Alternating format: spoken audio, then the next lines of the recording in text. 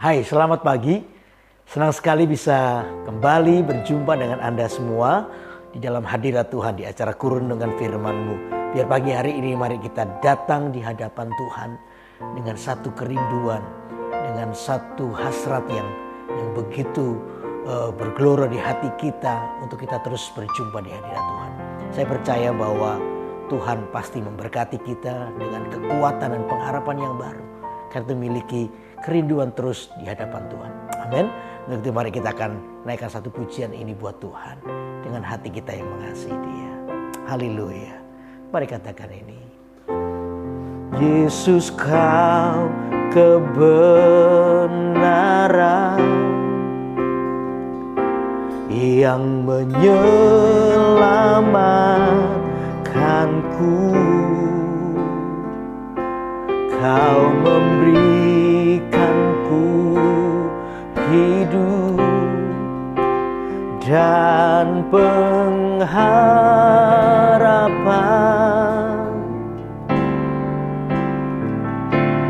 Ku ikut kehendak-Mu,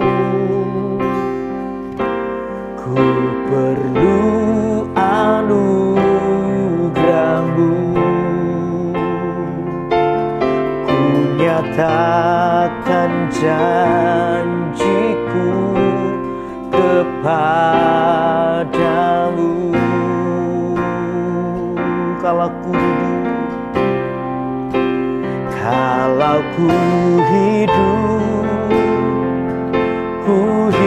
hidup bagimu, hatiku tetap menyembah-Mu. Dunia tak bisa menjauhkanku dari kasih-Mu.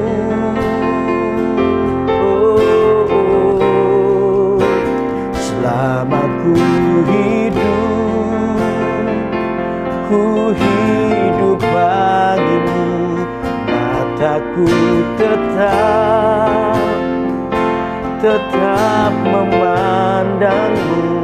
Dunia tak bisa menjauhkanku dari kasih-Mu. Mari katakan ini. Haleluya. Yesus, Kau kebenaran yang menyelamatkanku. Amin. Kau memberikanku hidup dan pengharapan.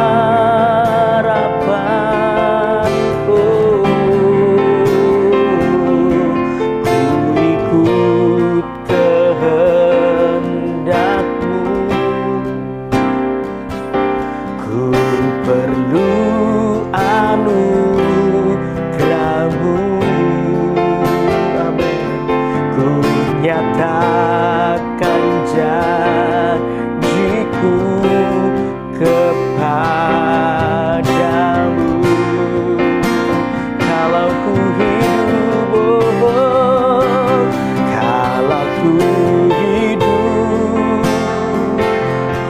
hidup bagimu,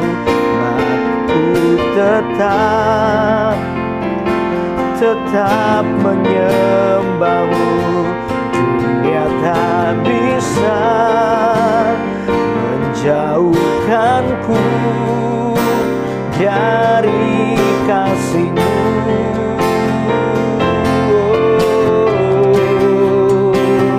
Selama ku hidup bagimu, mataku tetap memandang-Mu.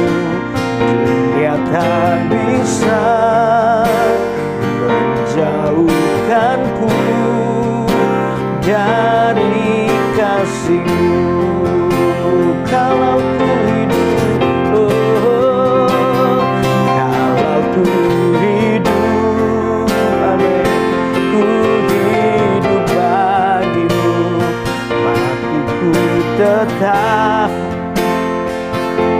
tetap memandangmu. Dia tak bisa menjauhkanku dari kasih-Mu.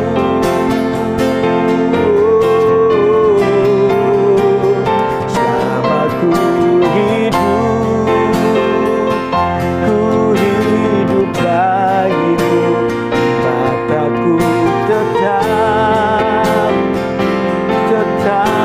memandangmu. Dunia tak bisa menjauhkanku dari kasih-Mu. Sekali lagi mari katakan, kalau ku hidup, amin. Kalau ku hidup bagimu, hatiku tetap menyembah-Mu. Dunia tak bisa menjauhkanku dari kasih-Mu.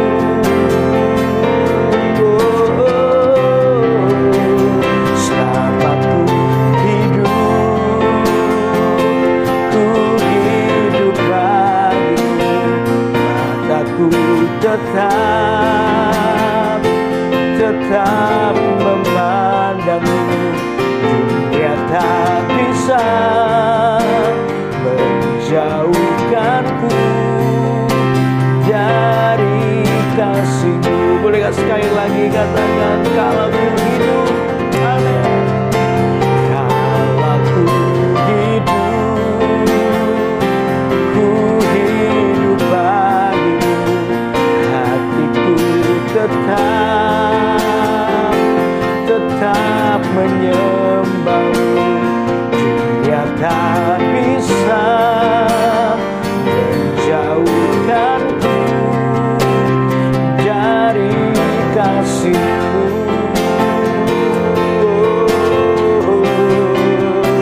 Selama ku hidup bagimu, mataku tetap memandangmu. Dunia tak bisa menjauhkanku dari kasih-Mu. Dunia tak bisa menjauhkanku. Dunia tak bisa menjauhkanku dari kasih-Mu. Katakan ini, kita akan sembah Tuhan. Dunia tak bisa menjauhkanku dari kasih-Mu.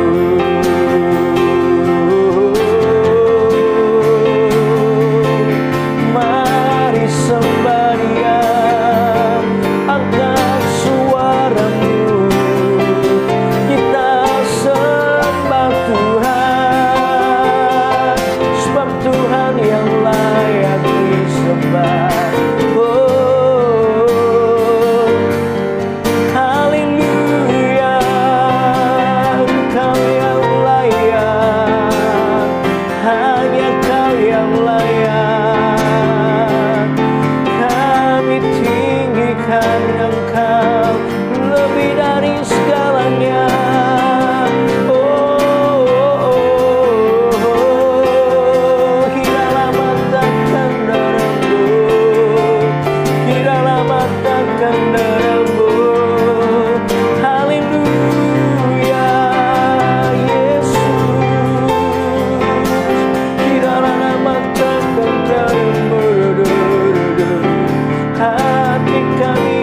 Dan lapar hanya kepadamu Tuhan. Pagi ini kami datang dengan kerinduan menyembah-Mu, meninggikan Engkau Allah. Haleluya, haleluya. setiamu yang selalu baru. Setiap pagi kami menikmati kasih-Mu Tuhan, di dalam matakan darah-Mu. Haleluya, haleluya. Mari kita naikkan syukur kita kepada Tuhan. Bukankah Dia Allah yang layak disembah pagi ini? Haleluya. Kami naikkan pujian kami bagi-Mu, di dalam nama takkan darah-Mu. Haleluya, haleluya. Yesus, di dalam takkan darah-Mu. Haleluya, haleluya, haleluya. Adalah baik menyanyikan pujian bagi-Mu, sebab hanya Kau yang layak untuk diagungkan Tuhan. Engkau yang mengambil alih hidup kami, sehingga kami tetap berpengharapan di dalam-Mu. Tak takut menghadapi apapun, sebab yang menyertai kami lebih besar dari segalanya. Oh, kami bersyukur. Terima kasih Tuhan, kami milik-Mu Tuhan. Haleluya. Terima kasih ya Tuhan. Mari jemaat angkat tanganmu di hadapan Tuhan. Lebih dari segalanya, amin. Ku ingin Kau Tuhan, emas, perak, dan permata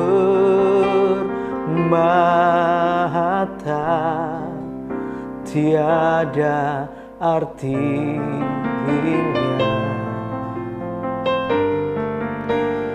Ku ingin lebih dekat, bersekutu denganmu. Jadikan ku hamba setia kepadamu. Mari katakan ini, lebih dari segalanya, lebih dari segalanya.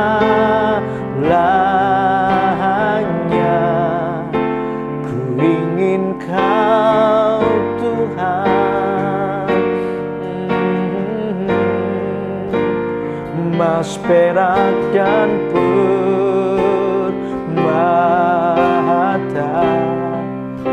tiada artinya.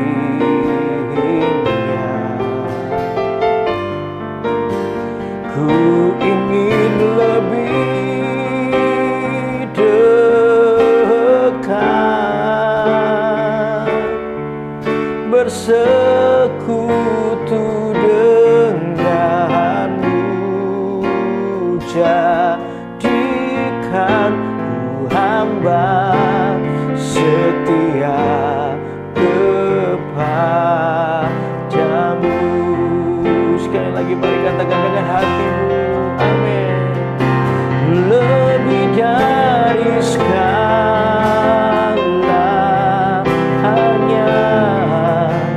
ku ingin Kau Tuhan. Emas, perak, dan permata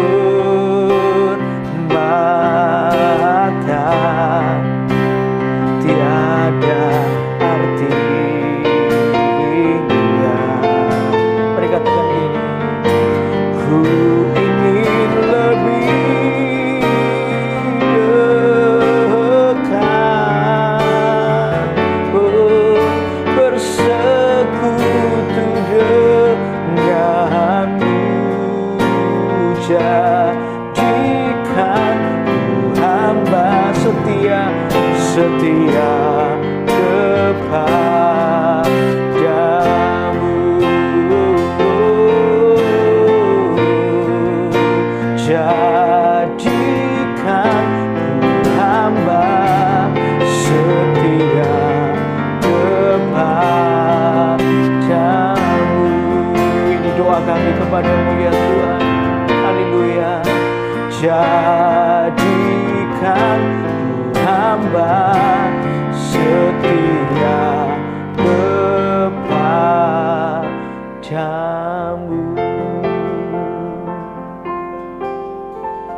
Oh, betapa disenangi tempat kediaman-Mu ya Tuhan. Jiwa kami hancur karena merindukan pelataran-Mu. Karena itu kami ingin terus dekat dengan Tuhan.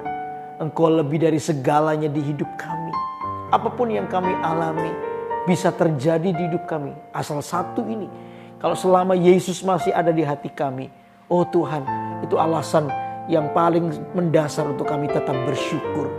Bahwa kami tetap bersama dengan Tuhan di apapun yang kami alami. Karena itu biar kerinduan kepadamu tidak akan pernah pudar di hidup kami. Kami akan terus menjaga sebuah kehausan, kelaparan akan Tuhan. Itu yang membuat kami tetap kuat menghadapi apapun. Terima kasih ya Tuhan, sebentar kami boleh merenungkan firman-Mu. Biar firman-Mu menjadi kekuatan buat hidup kami. Di dalam nama Tuhan Yesus yang siap merenungkan firman Tuhan, katakan sama-sama. Amin, amin, amin. Wow, sungguh luar biasa. Saya percaya saudara, biar kerinduan kita kepada Tuhan tidak akan pernah lekang oleh karena panas atau keadaan situasi yang menimpa hidup kita. Tapi biar hidup kita terus menjadi orang-orang yang haus dan lapar akan Tuhan. Amin. Itulah kekuatan hidup kita. Nah saudara, sebelum kita melanjutkan untuk merenungkan firman Allah, saudara yang hari-hari ini ada di dalam permohonan doa, ya bisa masukkan permohonan doa Anda di live chat yang sudah dibuka. Nanti di ujung akhir dari acara Kurenungkan Firman ini saya akan berdoa buat Anda. Saya percaya mujizat Tuhan masih terjadi sampai hari ini. Amin. Amin. Untuk itu mari kita akan baca Alkitab kita, ya, kembali kita baca Alkitab kita, lanjutkan di Amsal pasal 25 sekarang. Amsal pasal 25 ayat 1 sampai dengan yang ke-14. Oke, saya akan bacakan buat saudara. Oke. Juga ini adalah Amsal-Amsal Salomo yang dikumpulkan pegawai-pegawai Hizkia Raja Yehuda. Kemuliaan Allah ialah merahasiakan sesuatu, tetapi kemuliaan raja-raja ialah menyelidiki sesuatu. Seperti tingginya langit dan dalamnya bumi, demikianlah hati raja-raja tidak terduga. Sisihkanlah sanga dari perak, maka keluarlah benda yang indah bagi pandai emas. Sisihkanlah orang fasik dari hadapan raja, maka kokohlah taktanya oleh kebenaran. Jangan berlagak di hadapan raja atau berdiri di tempat para pembesar. Karena lebih baik orang berkata kepadamu, naiklah kemari, daripada engkau direndahkan di hadapan orang mulia. Apa matamu lihat? Jangan terburu-buru kau buat perkara pengadilan. Karena pada akhirnya apa yang engkau dapat lakukan kalau sesamamu telah mempermalukan engkau? Belalah perkaramu terhadap sesamamu itu, tetapi jangan buka rahasia orang lain. Supaya jangan orang yang mendengar engkau akan mencemoohkan engkau, dan umpat terhadap engkau akan tidak hilang. Perkataan yang diucapkan tepat pada waktunya adalah seperti buah apel emas di pinggan perak. Teguran orang yang bijak adalah seperti cincin emas dan hiasan kencana untuk telinga yang mendengar. Seperti sejuk salju di musim panen, demikianlah pesuruh yang setia bagi orang-orang yang menyuruhnya. Ia menyegarkan hati tuan-tuannya. Awan dan angin tanpa hujan, demikianlah orang yang menyombongkan diri dengan hadiah yang tidak pernah diberikannya. Nah saudara, dari ayat-ayat ini mari kita merenungkan sesuatu hal yang penting buat hidup kita. Ya, saya beri judul perenungan pagi hari ini itu di ayat yang kedua. Dikatakan begini, kemuliaan Allah ialah merahasiakan sesuatu, tetapi kemuliaan raja-raja ialah menyelidiki sesuatu. Bagaimana kita bisa hidup di dalam sebuah kemuliaan Tuhan? Artinya saya beri judul begini, rahasia hidup dalam kemuliaan Tuhan. Ada banyak rahasia yang harusnya bisa kita hidupi, dibukakan dalam hidup kita. Di mana itu ketika kita hidup di dalam kemuliaan Tuhan. Saudara, ada banyak rahasia kehidupan ilahi yang kita bisa lewati. Bagaimana setiap kita itu bisa mengalami kemenangan dengan cara Tuhan. Apa sih arti kemuliaan Tuhan? Kemuliaan Tuhan adalah sebuah manifestasi kehadiran Tuhan yang nyata dalam hidup kita. Itu disebut kemuliaan Tuhan. Jadi orang yang hidup dalam kemuliaan Tuhan adalah orang yang begitu melihat penyertaan Tuhan begitu nyata dalam kehidupannya. Di mana orang ini adalah orang yang hidup dengan kuasa Tuhan, hidup di dalam sebuah mujizat, hidup di dalam damai sejahtera sukacita. Bagaimana eksistensi kehidupan ilahi itu ada dalam dirinya. Dan kehidupan seperti ini tidak pernah didikte oleh persoalan. Anda hari ini mengalami persoalan atau tidak, Anda tetap tinggal di dalam kehidupan Tuhan. Nah, itu yang namanya kemuliaan Tuhan. Di mana hidup dalam kemuliaan Tuhan itu yang susah bagi iblis untuk menyentuhnya. Karena itu setiap kita harus mengerti rahasia untuk hidup di dalam kemuliaan Tuhan. Nah, ada 3 hal yang akan kita renungkan pagi ini. Bagaimana kita bisa hidup di dalam kemuliaan Tuhan. Ada rahasia untuk kita bisa hidup di dalam kemuliaan Tuhan. Apa itu? Mari kita akan baca. Yang pertama adalah ayat 4 dan yang ke-6. Yuk, kita akan baca ayat 4 dan sampai dengan yang ke-6 ya. Oke. Ayat 4 sampai dengan yang ke-6. Dikatakan begini. Sisihkanlah sanga dari perak. 4 sampai 5 sorry ya. 4 sampai 5. Saya yang salah. Oke. Sisihkanlah sanga dari perak. Maka keluarlah benda yang indah bagi pandai emas. Sisihkanlah orang fasik dari hadapan raja, maka kokohlah taktanya oleh kebenaran. Yang pertama jelas dikatakan sisihkanlah sanga. Sanga itu artinya kotoran logam. Ya, kayak karat begitu pada sebuah logam. Dan itu yang membuat logam itu menjadi pertama kelihatan jelek, yang kedua bisa rusak, bisa lubang. Nah, Alkitab berkata begini, sisihkanlah sanga dari perak, maka keluarlah benda yang indah bagi pandai emas. Sisihkanlah semua karat-karat di dalam hidup kita. Sesuatu yang tidak benar. Yang membuat hidup kita ini menjadi kotor dan tidak kelihatan elok. Sanga itu berbicara soal dosa. Jadi poin 1 adalah ini. Sisihkanlah dosa. Saudara, dosa itu adalah, kalau kata Alkitab itu bahasa aslinya itu hamartia. Kata Alkitab tidak kehidupan yang sia-sia. Hamartia itu artinya tidak tepat dengan sasaran. Tidak sesuai dengan tujuan penciptaan. Tujuan penciptaan kita jelas adalah untuk memuliakan Tuhan. Nah, dosa itu membuat hidup kita tidak memuliakan Tuhan.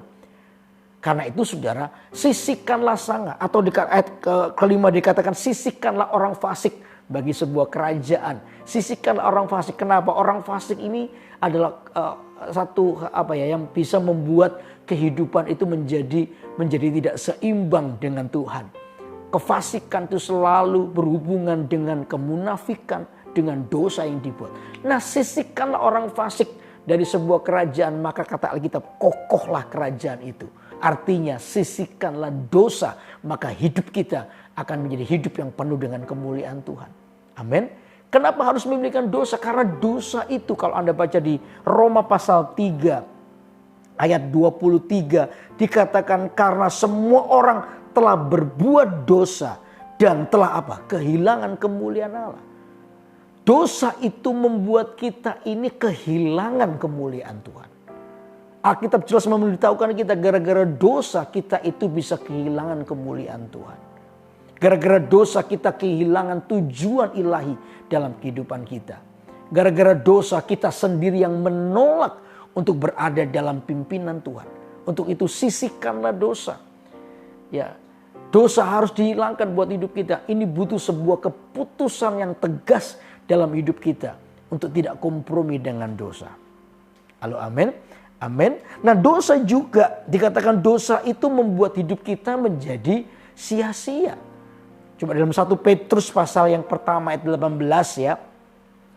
1 Petrus ayat 1 sampai dengan 18 dikatakan begini. Sebab kamu tahu bahwa kamu telah ditebus dari cara hidupmu yang sia-sia. Yang kamu warisi dari nenek moyangmu. Itu bukan dengan barang yang fana. Bukan pula dengan perak atau emas. kita ini telah ditebus dari kehidupan yang sia-sia. Tadi saya bilang hidup yang sia-sia itu adalah hidup yang tidak sesuai dengan tujuannya.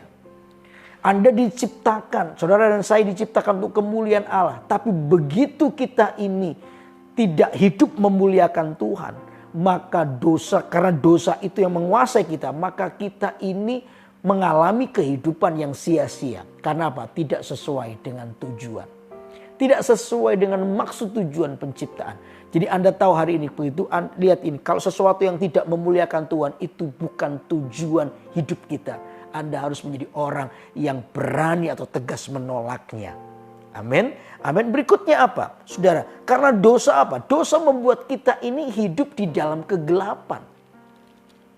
Coba kita baca di Yohanes pasal yang ketiga ayat 18 dan 19. Pagi ini banyak baca Alkitab ya. Yohanes pasal 3 ayat 18 dan 19. Saya akan bacakan buat saudara. Barang siapa percaya kepadanya, ia tidak akan dihukum. Barang siapa tidak percaya, ia telah berada di bawah hukuman. Sebab ia tidak percaya dalam nama Anak Tunggal Allah. Dan inilah hukuman itu. Terang telah datang ke dalam dunia, tetapi manusia lebih menyukai apa? Kegelapan daripada terang. Sebab perbuatan-perbuatan mereka apa? Jahat. Jadi dosa, waktu kita bertindak melakukan dosa, sama dengan tadi saya bilang, kita ini menolak terang, maka kita berada di dalam gelap. Kehidupan kita menjadi gelap, masa depan kita gelap, kehidupan rumah tangga kita gelap, perekonomian kita juga gelap. Kenapa? Karena kita mengizinkan iblis untuk masuk dalam hidup kita. Nah, dosa adalah pintu yang paling lebar untuk iblis bisa masuk dan menghancurkan hidup kita. Untuk itu perlu sebuah keputusan tegas dalam hidup kita. Untuk kita tidak tinggal di dalam dosa. Untuk kita tidak tinggal di dalam dosa. Pak, kalau saya sudah berdosa bagaimana caranya? Saudara, Tuhan itu tetap adil dan setia. Ya, sekalipun kasih karunia Tuhan tidak bisa dipermainkan. Tetapi ketika Anda jatuh dalam dosa, datanglah kepada Tuhan. Disitulah Anda mengaku dosa.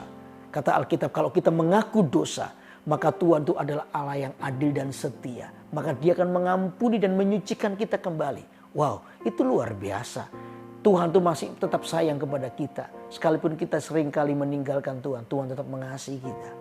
Halo, amin.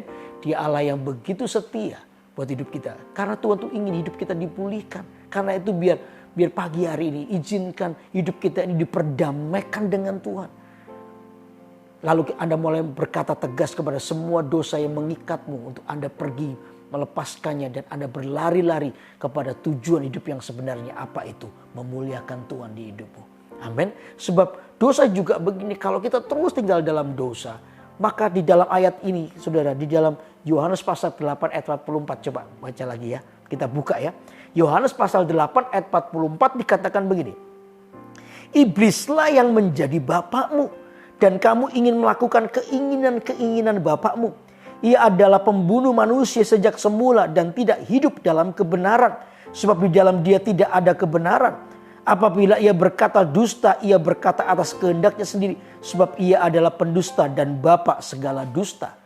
Alkitab berkata begini, kalau kita ini menuruti keinginan dosa, maka otomatis kita menjadikan iblis jadi bapak kita. Bapak kita dia dikenal sebagai bapak pendusta. Sehingga kehidupan kita semakin hancur, saudara. Karena itu biar pagi hari ini, izinkan yang menjadi bapak kita adalah Yesus Kristus. Karena dia yang mengasihi kita, dia yang ingin hidup kita dipulihkan. Jangan yang lainnya. Karena itu waktu kita berhenti melakukan dosa, Anda mengambil keputusan untuk berhenti menyisihkan dosa atau tadi apa namanya, dalam kan sanga tadi, sanga saya sampai lupa. Ya sisihkanlah sanga tadi, sanga di dalam logam tadi itu, kotoran logam itu. Waktu kita menyisihkannya, maka saya percaya detik itu, saudara, waktu kita menyisihkan dosa dari hidup kita, Yesus jadi Bapa kita. Kita menuruti kehendak Bapa kita di surga. Tapi kalau dosa yang berkuasa, yang menjadi Bapa kita adalah kegelapan, itu iblis itu. Karena itu biar pagi hari ini, poin 1 ini, sisihkanlah sanga itu dari logam. Ya, supaya kehidupan kita menjadi kehidupan yang semakin tahu tujuan hidupnya. Nah, inilah rahasia hidup dalam kemuliaan Tuhan. Yang pertama adalah sisihkanlah dosa itu dari hidup kita. Amin. Lalu yang kedua apa?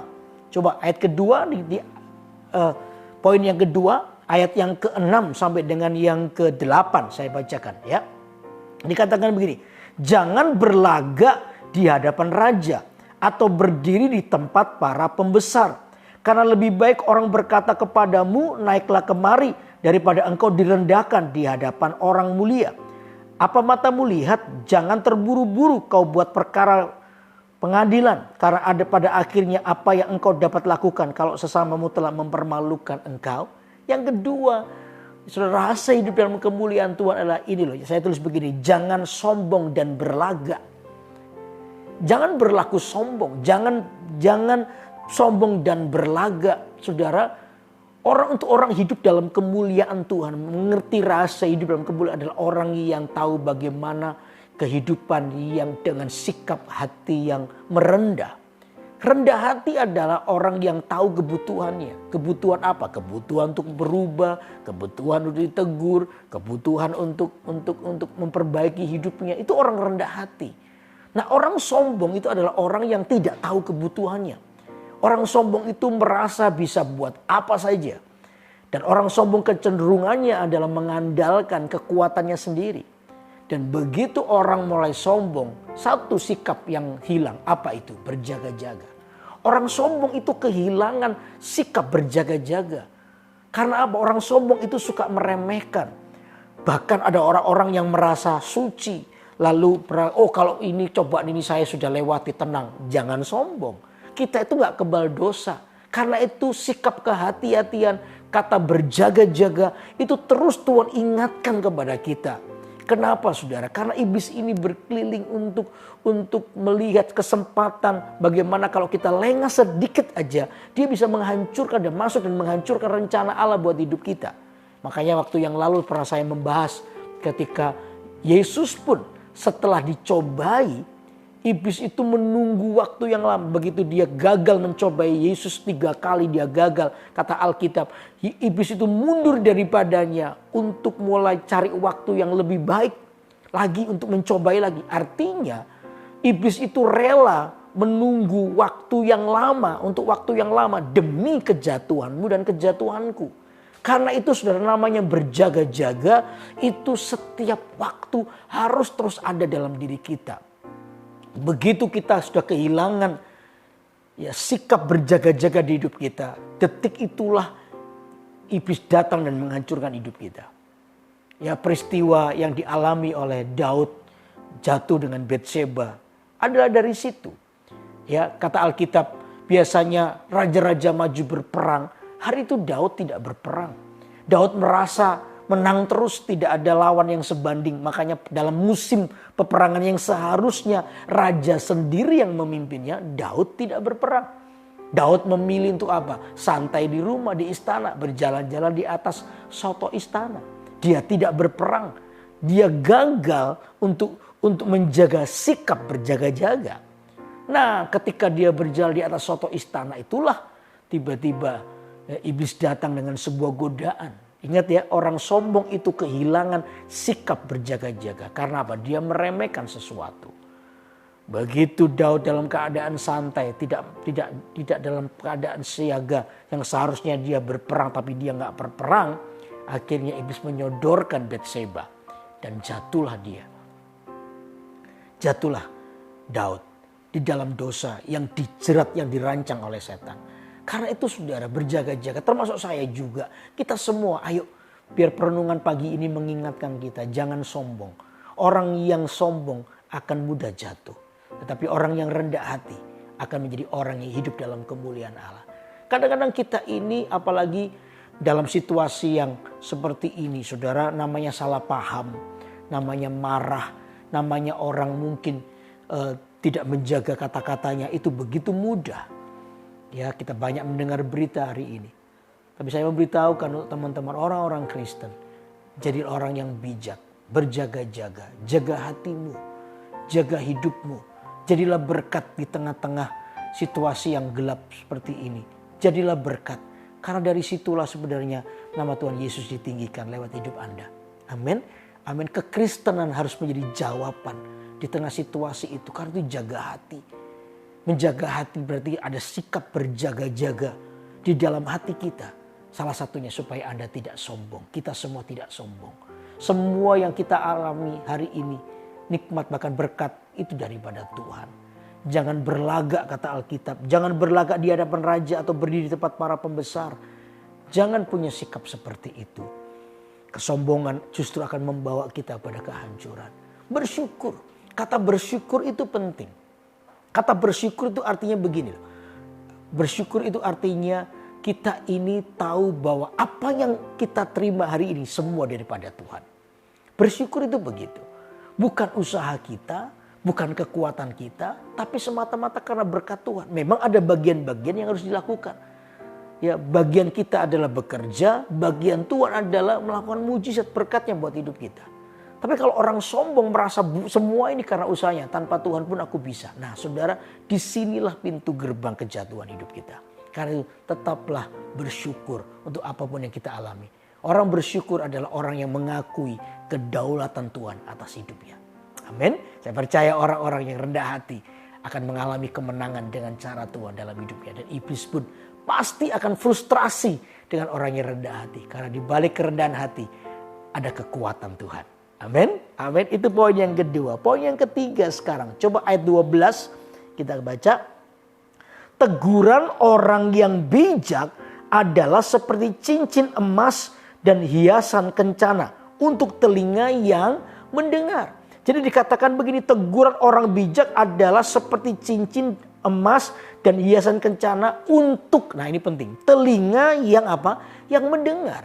Poin yang ketiga adalah kalau Anda mau hidup di dalam rahasia kemuliaan Tuhan, yang ketiga adalah menghargai teguran. Dikatakan teguran itu seperti cincin emas dan hiasan kencana untuk telinga yang mendengar. Jadi berbahagialah orang yang ditegur. Poin yang ketiga ini menghargai teguran. Saudara, teguran itu adalah bagian daripada pekerjaan Tuhan di hidup kita. Kenapa? Karena teguran itu sebenarnya adalah bentuk perlindungan. Kalau kita hari ini masih ditegur oleh Tuhan, itu tanda bahwa Tuhan itu mengasihi hidup kita. Karena teguran itu adalah bentuk perlindungan supaya hidup kita ini menjadi baik atau lebih baik. Karena itu saudara, ketika Anda ditegur ya lewat orang lain dan Anda benar-benar tahu bahwa teguran itu bukan teguran yang mengada-ada, tapi teguran itu adalah memang benar. Anda adalah orang yang patut ditegur karena sebuah kesalahan atau karena sebuah sikap. Ya saudara, kalau itu menjadi sebuah teguran, tanda bahwa Tuhan itu masih mengasihi kita. Tuhan itu ingin kita berubah. Tuhan itu ingin kita jauh lebih baik lagi. Karena itu bagi orang yang mau ditegur, telinganya mendengar teguran. Itu seperti seorang yang menaruh dan dikatakan seperti cincin emas dan hiasan kencana bagi orang itu. Wow, begitu mulianya saudara. Karena itu kalau Anda ditegur, jangan terburu-buru sakit hati dulu. Kalau Anda ditegur, jangan izinkan gengsi kita ini berbicara lebih dulu. Jangan terlalu mudah terpancing oleh situasi keadaan, apalagi teguran. Memang teguran itu yang disentuh adalah harga diri. Bagi orang-orang yang tidak atau orang-orang tidak siap, mungkin akan tersinggung, apalagi bagi orang sombong tadi. Orang yang congkak, oh itu harga dirinya mahal sekali saudara. Tidak bisa ditegur, diberitahu itu dia marah. Karena apa? Dia merasa tahu semuanya. Teguran bagi dia itu kayak merasa direndahkan. Dan ketika direndahkan itulah egonya naik. Dan dia menjadi marah. Ya, padahal dia tahu mungkin itu salah. Ya nanti dulu, yang penting marah dulu. Dan saudara, sikap seperti ini yang membuat kita ini jauh. Atau hidup di luar kemuliaan Tuhan. Kerendahan hati tadi, keputusan untuk mau ditegur. Membuat kita ini tahu kebutuhan hidup kita. Karena itu saudara, Tuhan tuh bisa pakai segala sesuatu untuk menegur kita. Lewat orang lain, Tuhan bisa menegur kita. Ya bahkan mungkin lewat firman Tuhan yang kita dengar. Tuhan bisa menegur hidup kita. Lewat mimpi, Tuhan bisa menegur hidup kita. Ya, Tuhan bisa menegur dengan cara apapun. Yang penting satu ini, milikilah hati yang mudah diajar. Milikilah hati yang mudah ditegur. Dan ketika Anda ditegur, jangan begini, jangan merasa menjadi korban. Ini kebanyakan orang itu kalau ditegur tuh tiba-tiba mengasihani diri sendiri. Apalagi kalau dia tidak bisa melawan orang yang menegurnya. Taruhlah yang menegur ini atasannya. Waduh, sakit hati tapi nggak bisa melawan. Akhirnya dia merasa menjadi jadi korban, victim gitu, jadi korban di mana aku ini menjadi orang yang tidak dikasihi, aku menjadi orang yang diperlakukan tidak adil. Terus mengasihani diri sendiri. Nah, ini yang saya sebut dengan orphan spirit waktu yang lalu saya sampaikan, roh yatim piatu. Ya, roh yatim piatu itu roh yang orang yang mudah untuk mengasihani diri sendiri, merasa sensitif, tidak diperhatikan lah, tidak diperlakukan tidak adil lah, merasa kurang dikasihi lah. Orang seperti ini selalu fokusnya kepada diri sendiri dan ini susah sekali untuk ditegur. Kenapa? Karena orang ini adalah orang yang sensitif dengan dirinya. Dia paling suka dipuji, tapi begitu ditegur, itu kayak sebuah pukulan buat hidupnya. Lalu potensinya tidak bisa digali. Orang ini merasa dirinya tidak berarti, ya merasa dirinya tidak berguna, lalu pikirannya aneh-aneh, mau bunuh diri lah, macam-macam. Kadang kita tuh seperti itu. Saudara, pagi ini mari kita hilangkan sebuah perasaan atau spirit yatim piatu ini, roh yatim piatu ini, yang membuat kita ini tidak bisa bertumbuh di dalam Tuhan. Karena itu terbukalah hatimu untuk diajar, ditegur. Orang yang ditegur itu hidupnya pasti mau berubah. Amin. Ketika teguran itu datang dalam hidup kita, apalagi teguran itu tepat sasaran buat hidup kita, dan kita mau berubah, saya percaya seperti kata Alkitab, itu menjadi sesuatu harta kekayaan yang luar biasa di hidup kita. Kenapa? Orang yang mau ditegur adalah orang yang mau menggali potensi dalam hidupnya. Karena teguran itu tiba-tiba kita tuh bisa menemukan potensi. Iya. Harusnya saya begini. Tiba-tiba kita bisa menemukan jalan keluar. Kita bisa menemukan sebuah potensi hidup kita yang justru lewat potensi itu Tuhan itu memulihkan hidup kita. Tuhan memberkati kita. Amin. Kalau Anda mau keras itu bukan keras hati yang tidak mau ditegur. Kalau Anda mau keras itu keraslah tinggal di dalam kehendak Tuhan. Justru bagi orang yang keras di dalam kehendak Tuhan adalah orang yang lembut hatinya. Orang yang mau hidup menjadi keras keinginannya untuk ikut Tuhan, mengikut Tuhan, justru orang ini adalah orang yang lembut hatinya. Orang yang mau ditegur itu adalah orang yang keras di dalam kehendak Tuhan. Tidak mudah iblis menipunya. Karena orang ini adalah orang yang memiliki hati yang lembut. Karena itu biar pagi hari ini, saudara, hiduplah dalam kemuliaan Tuhan.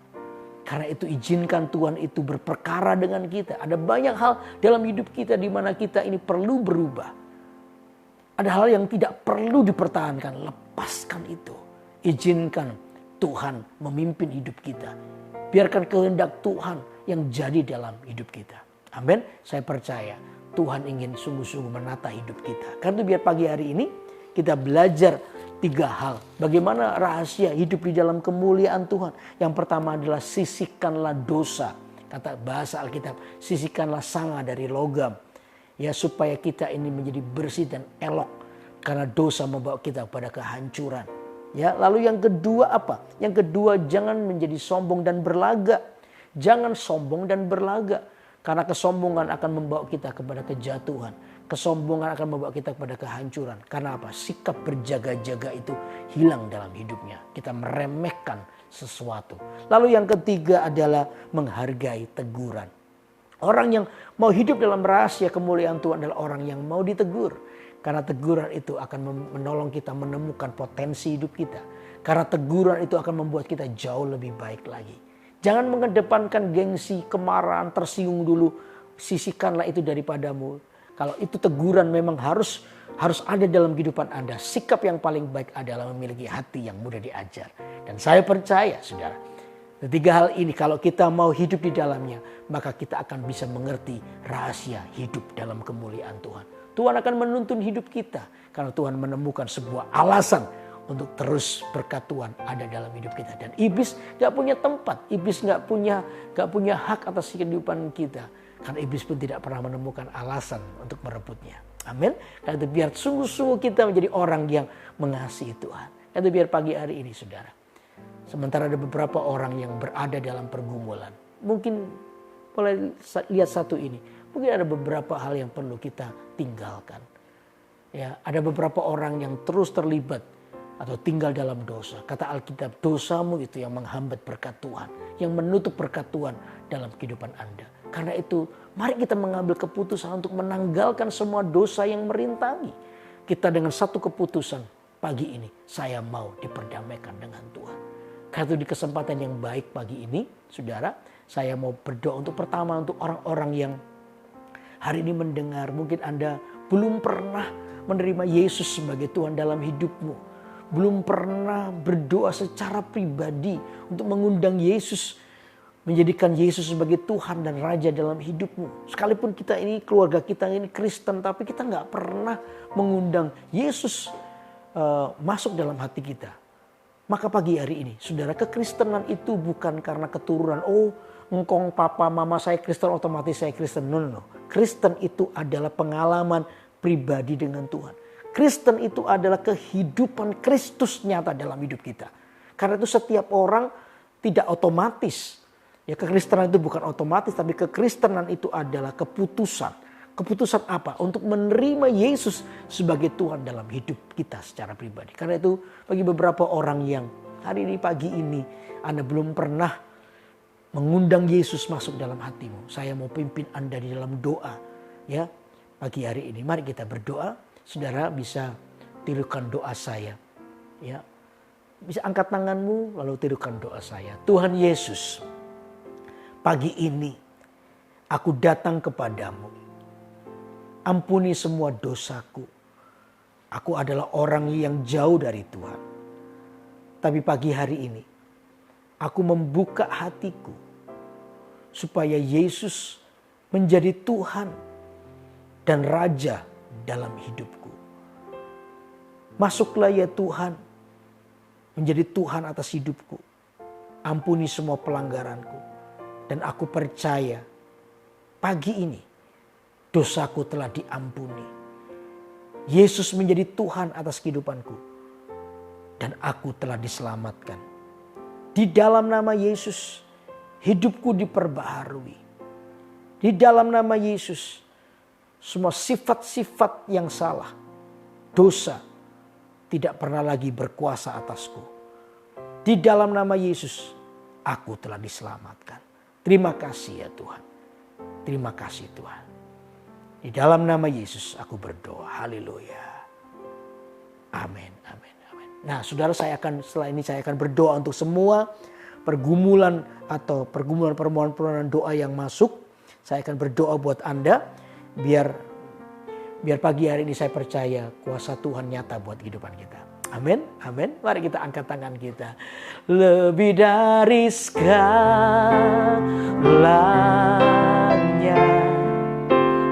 ingin Kau Tuhan, emas perak dan permata tiada artinya. Ku ingin lebih dekat, bersekutu denganmu, jadikan ku hamba setia kepadamu. Sekali lagi, lebih dari segalanya. Amin. Lebih dari segalanya,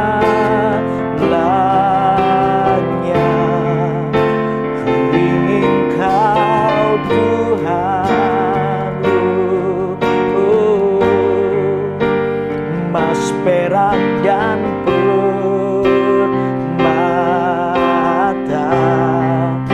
tiada artinya.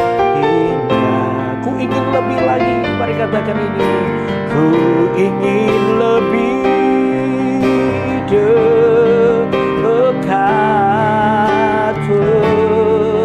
bersekutu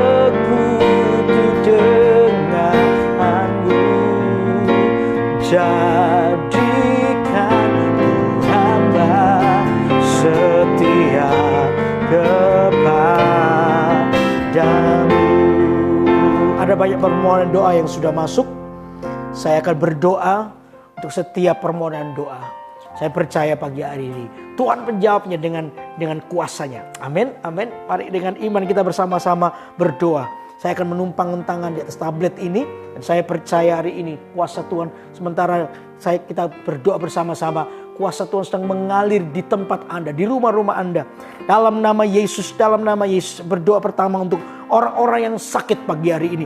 Hamba berdoa untuk orang-orang yang sakit, mengalami sakit penyakit. Pertama untuk yang tumor paru-paru. Hamba berdoa sekarang di dalam nama Yesus Kristus Tuhan. Tumor aku kutuki kau menjadi kering sekarang. Di dalam nama Yesus I speak healing. Aku memperkatakan kesembuhan. Tumor hari ini engkau kering dan lenyap dari paru-paru ini. Di dalam nama Yesus ada sebuah penciptaan baru untuk paru-paru yang baru. Dan paru-paru ini bersih dari apapun. Di dalam nama Tuhan Yesus. Oh, untuk orang yang sakit pinggang sampai lutut, Aba berdoa sekarang di dalam nama Yesus. Rasa sakit engkau keluar, kau pergi, tinggalkan orang ini. Sehingga orang ini mengalami kesembuhan. Orang ini bisa berjalan dengan normal, tidak ada kesakitan lagi. Oleh karena Tuhan yang menyembuhkan. Di dalam nama Tuhan Yesus, di dalam nama Tuhan Yesus. Ada orang-orang yang mengalami gangguan di telinga. Roh Kudus berbicara dengan saya. Telingamu sakit karena mungkin Anda pernah berbuat kesalahan itu, membersihkan telinga lalu kena gendangnya sehingga gendang ini terasa bengkak dan sakit sekali. Anda mungkin hari ini bahkan mungkin karena tertutup oleh bengkak itu Anda gak bisa mendengar. Ya, pagi hari ini saya berkata di dalam nama Yesus, gendang telinga yang bengkak menjadi kempes lagi, menjadi normal. Di dalam nama Yesus, dalam nama Yesus. Terima kesembuhanmu sekarang pagi ini, dalam nama Yesus terima kesembuhanmu. Dan Anda bisa mendengar dengan normal. Ya, dengan normal. Terima sekarang di dalam nama Tuhan Yesus. Juga yang kedua untuk keluarga. Saudara, Amba berdoa sekarang. Tuhan berdoa untuk orang-orang yang mengalami persoalan di dalam komunikasi rumah tangga. Oh Tuhan, pulihkan dalam nama Yesus. Bahkan orang-orang yang mau bercerai hari ini Amba terus berdoa dibatalkan di dalam nama Yesus. Dibatalkan dalam nama Yesus. Kasih itu kembali ada, cinta itu kembali ada di hati suami istri. Terima sekarang di dalam nama Yesus. Anggur baru itu ada padamu sekarang. Dalam nama Yesus, komunikasi yang ada antara suami istri, orang tua dan anak. Tuhan pulihkan keluarga demi keluarga sekarang. Dalam nama Yesus. Berdoa juga untuk pekerjaan. Ada beberapa orang yang kehilangan pekerjaan. Omset menurun. Bahkan pekerjaannya sekarang sudah mendekati bangkrut. Hamba berdoa Tuhan pulihkan di dalam nama Yesus. Ada berkat-berkat terselubung yang Tuhan bukakan hari-hari ini. Tuhan berikan jalan keluar lewat usaha baru atau apa saja. Tuhan yang melakukannya dengan keajaiban. Hamba berdoa sekarang di dalam nama Yesus dipulihkan orang-orang ini. Hamba berdoa juga untuk orang-orang yang terikat dosa, kepahitan. Tuhan, hamba berdoa sekarang di dalam nama Yesus. Kepahitan lepaskan dari orang ini. Kepahitan bisa dilepaskan ketika ada seorang mengambil keputusan untuk melepaskan pengampunan. Karena itu Tuhan beri kekuatan bagi kami untuk tidak tinggal dalam kesalahan orang lain. Mengingat-ingat kesalahan orang lain. Tapi yang kami ingat adalah kasih Tuhan buat hidup kami. Itu yang akan membuat kami dikuatkan untuk hidup dalam pendamaian. Karena itu hamba berdoa sekarang di dalam nama Yesus. Biar hati kami menjadi hati yang memutuskan untuk tinggal dalam pendamaian. Melepaskan pengampunan. Terima kasih ya Tuhan. Orang yang terikat dosa tentu hamba berdoa sekarang di dalam nama Yesus. Semua ikatan dosa dilepaskan. Iblis, lepaskan tanganmu dari orang-orang yang terikat ini. Dalam nama Yesus. Sebab mereka telah menjadi milik Tuhan sekarang ini. Terima kasih ya Tuhan. Kami serahkan semua kehidupan kami dalam tangan-Mu. Di dalam nama Tuhan Yesus. Haleluya. Lebih dari segala.